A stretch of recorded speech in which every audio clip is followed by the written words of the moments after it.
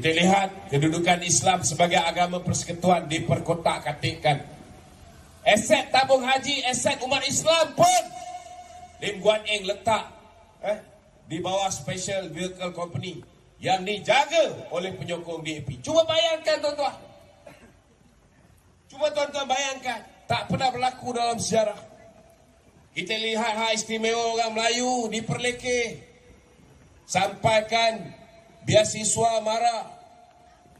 Kalau dulu kita boleh hantar anak kita ke luar negara, tiba-tiba zaman PH dihentikan. Nasib baik Datuk Seri Ismail Sabri naik sekejap, saudara. Maka walaupun kita ada hybrid government, belum dapat memerintah sepenuhnya. Bila pelajar-pelajar marah terkesan kerana kejatuhan nilai ringgit, Datuk Seri Ismail Sabri dapat naikkan allowance bulan-bulan yang kita berikan kepada pemegang-pemegang beasiswa mara tuan-tuan yang berada di luar negara. Lega sikit tuan-tuan. Itu baru memerintah kerajaan campuran. Kalau lepas ni kita memerintah secara bersendirian, lagi banyak kita boleh bantu rakyat. Betul tak betul tuan-tuan? Dulu tak pernah pun kedudukan bahasa Melayu diperlekeh. Zaman PH kita lihat, dia buat press conference pun dalam bahasa Tamil. Menteri ni tuan-tuan, Pula Segeren. Kita lihat Lim Guan Eng, Menteri Kewangan, press release dalam bahasa Mandarin. Tak pernah berlaku. Malah tak pernah berlaku dalam sejarah tuan-tuan. Bila mana yang di-Pertuan Agong buat kali pertama pun, yang di-Pertuan Agong pun lari tuan-tuan, tak tahan dengan kerajaan Pakatan Harapan. Baru 2 tahun jadi Agong, last kali yang di-Pertuan Agong pun lari saudara. Saudara yang saya kasih sekalian, dulu orang tak tahu benda ni semua. Apa yang berharga yang mereka ada, mereka mungkin tak berapa menghargai. Biasalah tu, ini manusia tuan-tuan. Bila benda dah hilang, baru kita rasa menyesal. Bila orang yang kita sayangi dah tak ada, baru kita terasa kehilangan dia. Saya ambil contoh. Dulu kita ada seorang Perdana Menteri yang baik, tapi akibat daripada fitnah, maka akhirnya hari ini Perdana Menteri yang baik ini berada di dalam penjara tuan-tuan. Kita lihat, dulu orang kata dia macam-macam, tetapi jangan lupa tuan-tuan, di bawah pemerintahan dia, pada ketika itu, saudara BRIM telah dimulakan pada tahun 2012. Ingat lagi tak? Mula-mula kita bagi 500. Saudara, saya nak beritahu dengan tuan-tuan, Dr. Najib pernah cakap, bila dia bagi tu ada tempat-tempat dia bagi sendiri pakai tangan dia, makcik tu peluk dia satu macam, dia kata. Dia kata, cuba you bayangkan, dia kata, makcik ini kata, anak dia pun tak pernah bagi RM500. Sekali dapat 5 keping, dia kata. Masa saya dekat South Africa dengan Datuk Seri Najib, dia kata, itu baru kita bagi sekali. Cuba bayangkan kalau kita bagi dia lagi sekali. Masa itu saya cakap, sudah, lambat lagi nak pilihan raya ni. Betul, rupa-rupanya, tuan-tuan, lambat lagi, setahun lepas tu baru pilihan raya. Dia nak pastikan tuan-tuan, rakyat dijaga dengan betul. Daripada 500, lepas tu naik 650. Lepas tu naik berapa lagi? Naik 900 lebih. Bila dah nak pilihan raya tahun 2017, 2018, dinaikkan lagi jadi 1,200. Bila nak pilihan raya tu, Datuk Seri Najib cakap, kalau kita menang, kita akan naikkan menjadi RM2,000. Masa tu pun Lim Guan Eng kata, kalau kita perintah, kita pun akan bagi RM2,000. Tuan-tuan, bila datang Lim Guan Eng menjadi Menteri Kewangan, ada dapat RM2,000 ni, ada dapat tak dapat? Tak dapat, yang dapat RM30. Gembira tak gembira? Gembira, padahal. Tuan-tuan, klinik rakyat satu Malaysia hilang. Perkara pertama yang dia buat tuan-tuan, klinik rakyat satu Malaysia, semua dia tutup. Dia tutup, dia cabut tu. Apa ni? Lambang satu Malaysia tu, sampai dah tak jumpa dah kedai kain satu Malaysia, kedai rakyat satu Malaysia. Tak ada dah. Semua ditutup. Bantuan awal persekolahan, bantuan musim tengkujuh macam bulan 11, bulan 12, bulan 1. Biasa BN akan bagi RM200, RM200, RM200 sebab orang tak boleh pergi menoreh. Bila bagi pada penoreh getah, pesawah padi pula cakap dengan Datuk Seri Najib, kami pun sama juga. Bila kami dah tanam, kami kena tunggu 3 bulan. Tak ada hasil, nak makan apa Datuk Seri? Maka pesawah padi pun kita bagi RM200, RM200, RM200. Nelayan, enjin motor bot 1MDB bagi. Bot, Mardi bagi. Lepas tu pergi tangkap ikan, tak nak bawa balik kat Malaysia. Ada juga. Saudara, ada juga. Apa Datuk Seri Najib buat? Sebab masa tu bila dia tangkap ikan, ringgit Malaysia tak kuat, dia jual kepada Thailand, dapat lebih sikit. Maka kita bagi subsidi mendaratkan ikan. Bawa balik ikan, mendaratkan dekat jeti-jeti yang ditetapkan oleh kerajaan pun dapat subsidi lagi. Sebelum tu subsidi diesel pun bagi. Orang tak mampu, orang kampung, ketua kampung, penghulu kampung, Pak Imam, Tok Siak, tak mampu pergi naik haji, kita hantar naik haji menggunakan haji 1MDB. 2018 tu patut saya jadi ketua urustia yang mengurus orang yang pergi haji. Last sekali dengan saya pun tak berasa pergi haji. Tuan-tuan, bila kalah pilihan raya, saudara, banyak benda kita hilang.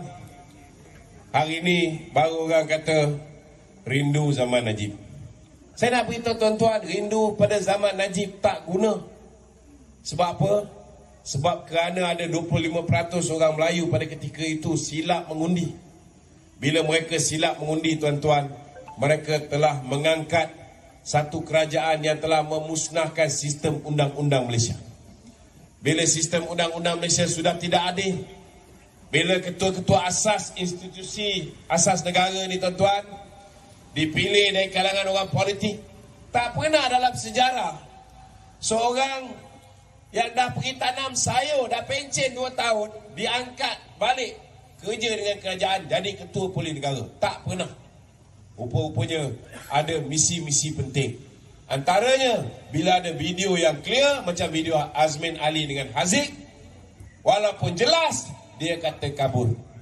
Saya mula-mula nak percaya. Mungkin mata dia dah kabur sebab dia dah tua, dah pencen. Betul tak betul? Tapi bila baru-baru ni dia kahwin, tuan-tuan, saya terus tak percaya. Dia kata dia nak bawa balik Jolo. Kita tunggulah mana Jolo. Dia kata ujung tahun dah 3-4 kali ujung tahun. Last kali dia pun dah tak jadi IGP. Jolo dia tak bawa balik, yang dia bawa balik jodoh. Bila saya tengok jodoh ni, tuan-tuan, muka boleh tahan. Kalau mata dia ni tak nampak, kabur, video Azmin terang-terang tu, saudara, dia boleh kata kabur. Kalau betul lah dia punya mata kabur, dia tak cari jodoh yang molek. Betul tak betul? Mesti jodoh dia pun pecah rumah muka dia. Tapi molek pula, maknanya tak kabur, hanya kerana kesetiaan Hamid Badu kepada Tun Mahathir. Maka tuan-tuan, orang yang melakukan jenayah seks luar tabi'i ini dilepaskan semata-mata kerana dia orang Mahathir. Hanya kita tak pernah tengok Badan Pencegah Rasuah. Selama hari ini kita tahu yang menjaga institusi Badan Pencegah Rasuah mestilah daripada susur galuh orang yang bekerja di Jabatan Pasukan Pencegah Rasuah. Tiba-tiba, tuan-tuan, MPT, Ahli Majlis Pimpinan Tertinggi PKR, orang politik, dia lantik pula menjadi Ketua Pesuruhjaya Pencegahan Rasuah. Cuba tuan-tuan bayangkan. Itu yang Datuk Najib cakap. Cuba tuan-tuan bayangkan, ahli pimpinan tertinggi PKR dia lantik menjadi bos SPRM. Sudah pastilah orang-orang dia lepaskan orang-orang yang tidak menyokong dia didakwa. Itu yang Datuk Najib cakap. Kalau gitu kita pun boleh letak ahli MKT UMNO Datuk Lokman Adam jadi Ketua Pesuruhjaya SPRM. Tuan-tuan setuju tak? Cuma kena ingatlah kalau saya jadi ketua Pesuruhjaya SPRM, bukan setakat orang-orang pembangkangnya, orang UMNO pun kalau tak betul saya masukkan sekali. Kena beringatlah kan. Maka dia suruh akhirnya, walaupun tak ada seorang dapat jadi Perdana Menteri, dapat 112 kursi, dia suruh ketua-ketua parti berpakat. Bila suruh ketua-ketua parti berpakat, itu yang Presiden UMNO berpakat dengan Presiden PAS, berpakat dengan GPS, berpakat dengan Presiden Bersatu, lantiklah Muhyiddin menjadi Perdana Menteri. Kita nak pilihan raya, kita bukan nak lantik Perdana Menteri baru, tapi nak buat macam mana? Keadaan tidak mengizinkan. Kali kedua kita minta supaya dibubarkan bila mana Muhyiddin telah mengkhianati kita. Kita dah maafkan dia, kita dah ampunkan pengkhianatan dia. Dia bekerjasama dengan Lim Kit Siang untuk menjatuhkan kita 2018. Kita lupakan semua itu. Malah dia ada 32 kursi yang betul-betul dia menang, dan masih menyokong dia 5 orang je ahli parlimen. Lagi 7 orang tuan-tuan mengikut Tun Mahathir, Parti Pejuang. 5 orang je. Yang baki datang daripada mana? 16 orang dia curi daripada UMNO, 9 orang dia curi daripada PKR, ada 4 orang lagi bebas menyokong dia. Kita bagi jadi Perdana Menteri last kali duit UMNO disekat. Kita bagi jadi Perdana Menteri last kali.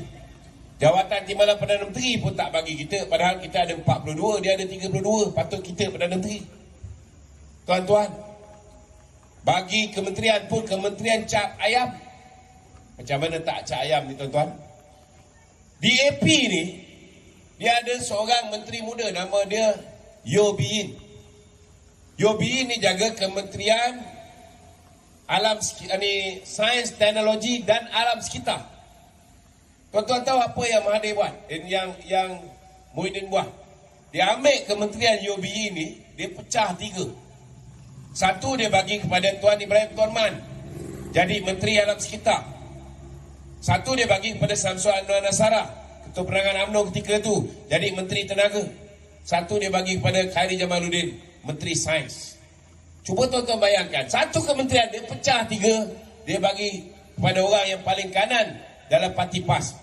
Sebab Presiden dia tak pegang jawatan menteri, Timbalan Presiden lah yang paling kanan. Dapat kementerian cap ayam. Di Sabah, kita berpakat agih-agihkan kursi. Apa dia buat tuan-tuan? Dia hantar orang bertanding bebas lawan kita. Kemudian tiba-tiba sekerat jalan, dia ambil pula parti musuh kita masuk dalam Perikatan Nasional. Tiba-tiba jumlah kursi yang dia orang bertanding lebih banyak daripada kita tuan-tuan. Itu sebab saudara last kali bila kena bully Presiden dan timbalan kita punya mantan Presiden dan ahli-ahli parlimen kita nak disumbatkan dalam penjara. Maka akhirnya tuan-tuan, kita mengambil keputusan kita tak boleh terus menyokong Muhyiddin. Kita pun menarik sokongan. Saudara, macam-macam kita lalui. Masa tu kita minta supaya diadakan pilihan raya, tapi masa tu Covid pun masih belum okey. Maka akhirnya Datuk Seri Ismail Sabri menjadi Perdana Menteri. Bila kita menang di Melaka, kita menang di Johor, sudah ada feel good factor, sudah ada satu keadaan yang bagus untuk Barisan Nasional mengadakan pilihan raya umum, dan kita boleh menang besar pada bulan 3 tahun ni. Tapi malangnya masa tu pembangkang mengadakan perjanjian dengan kerajaan, dan dalam syarat dia kata tak boleh buat pilihan raya sebelum 31 Julai 2022. Maka kita tunggu lagi. Selesai saja 31 Julai. Datang bulan Ogos, bulan September kita tunggu, kita minta supaya dicepatkan hari-hari. Saya melalak minta dicepatkan pilihan raya ni tuan-tuan. Akhirnya pada tanggal 10 hari bulan 10, Perdana Menteri pun mengumumkan kita buat pilihan raya. Tetapi tuan-tuan, saya nak beritahu, dalam dunia ni hanya di Malaysia je pembangkang tak nak pilihan raya. Betul tak betul?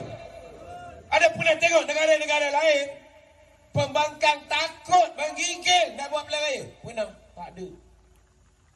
Pembangkang negara lain, tuan-tuan, mereka buat demonstrasi mendesak supaya disegerakan pilihan raya, betul? Tapi di Malaysia, tuan-tuan, pembangkang termasuklah PAS, termasuklah Bersatu, termasuklah Pejuang Muda, PKR, DAP, semua menggigil, tuan-tuan, tak nak pilihan raya. Sebab apa mereka tak nak pilihan raya? Agak-agak je, tuan-tuan. Sebab mereka tahu, saudara, pilihan raya ini akan menyebabkan mereka hilang kerusi yang sedia ada tu, tuan-tuan. Itu sebab mereka tak nak pilihan raya. Bila kita tanya dengan dia, kenapa kamu takut dengan pilihan raya? Mereka kata, kita nak pastikan bahawa rakyat dijaga dengan baik. Hari ini patut fokus untuk menjaga nasib rakyat yang akan berhadapan dengan banjir. Tapi saya nak tanya dengan tuan-tuan, UMNO ni baru je nak start buat ceramah. Betul tak betul?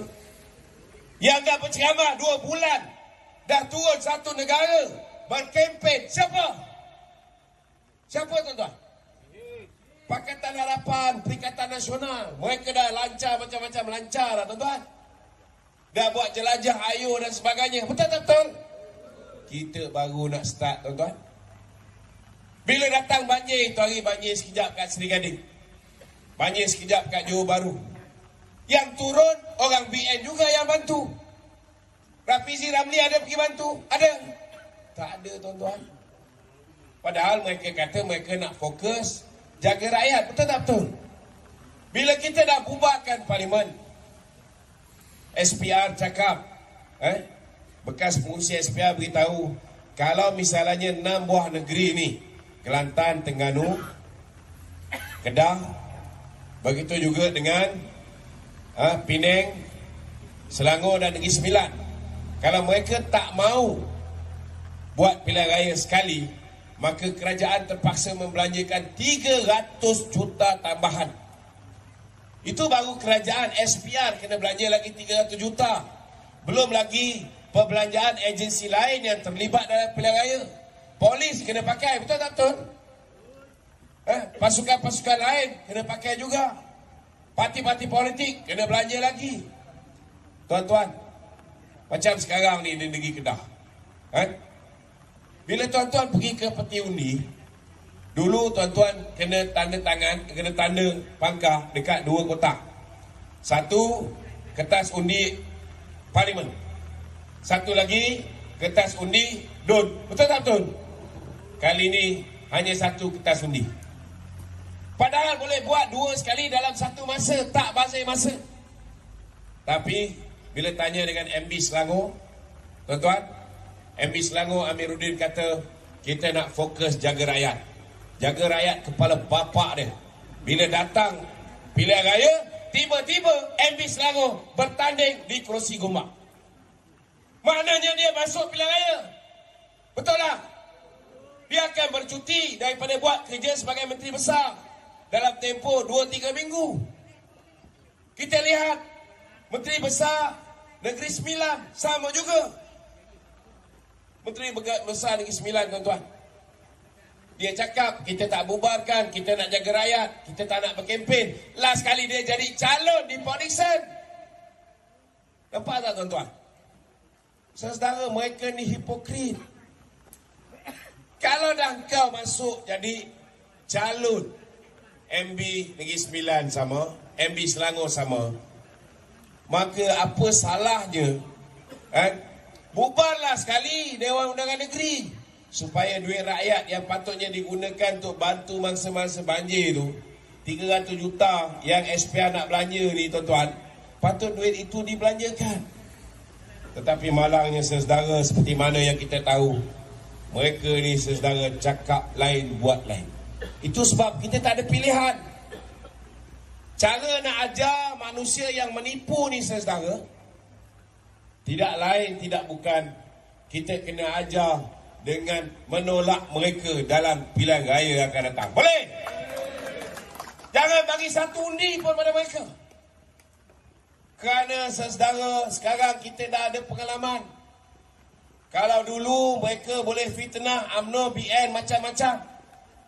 Mereka boleh kata UMNO tak jaga rakyat. Mereka boleh kata UMNO ni parti rasuah, salah guna kuasa dan sebagainya. Tetapi saudara, hari ini rakyat sudah boleh buka mata. Dulu orang fitnah BN, kita nak jawab pun susah, sebab tak boleh buat perbandingan. Tetapi bila kita bagi kuasa 22 bulan pada Pakatan Harapan, apa jadi kepada agama kita, tuan-tuan?